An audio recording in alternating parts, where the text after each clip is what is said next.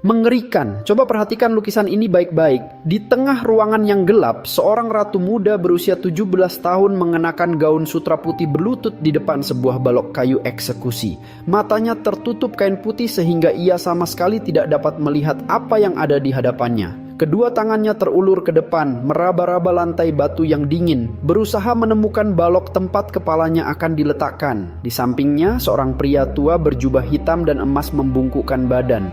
Dengan sangat hati-hati ia menggenggam tangan gadis itu, membimbingnya menuju balok eksekusi.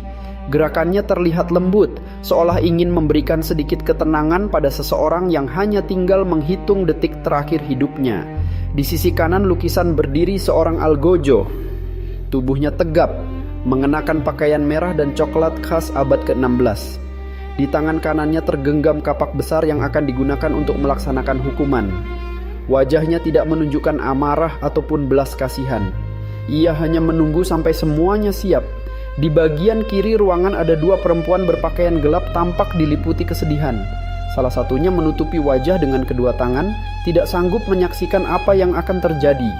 Yang lainnya terduduk lemas di kursi dengan kepala tertunduk, seolah seluruh tenaganya telah habis bersama harapan yang hilang.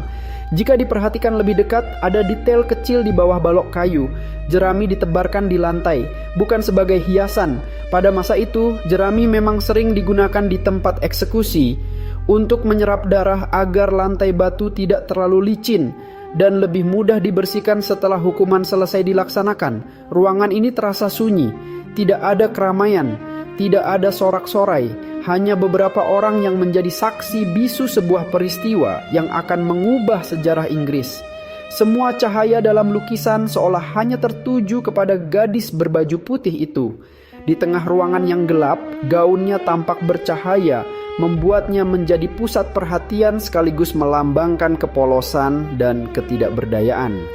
Lukisan ini berjudul The Execution of Lady Jane Grey, karya pelukis Prancis Paul Delaroche yang diselesaikan pada tahun 1833. Lalu siapakah gadis muda yang berlutut itu? Namanya adalah Lady Jane Grey. Saat peristiwa ini terjadi, usianya baru sekitar 17 tahun. Yang membuat kisahnya begitu tragis adalah hanya setahun sebelumnya ia pernah menjadi Ratu Inggris. Jane lahir dari keluarga bangsawan yang masih memiliki hubungan darah dengan dinasti Tudor.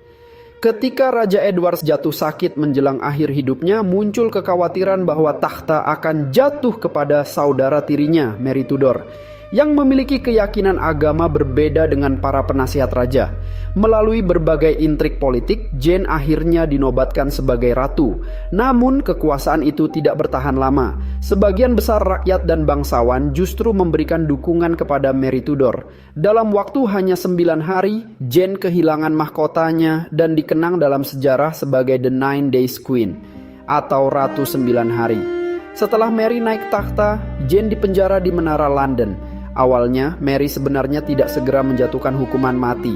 Namun setelah terjadi pemberontakan yang kembali mengatasnamakan Jane sebagai calon penguasa, keberadaannya dianggap sebagai ancaman politik.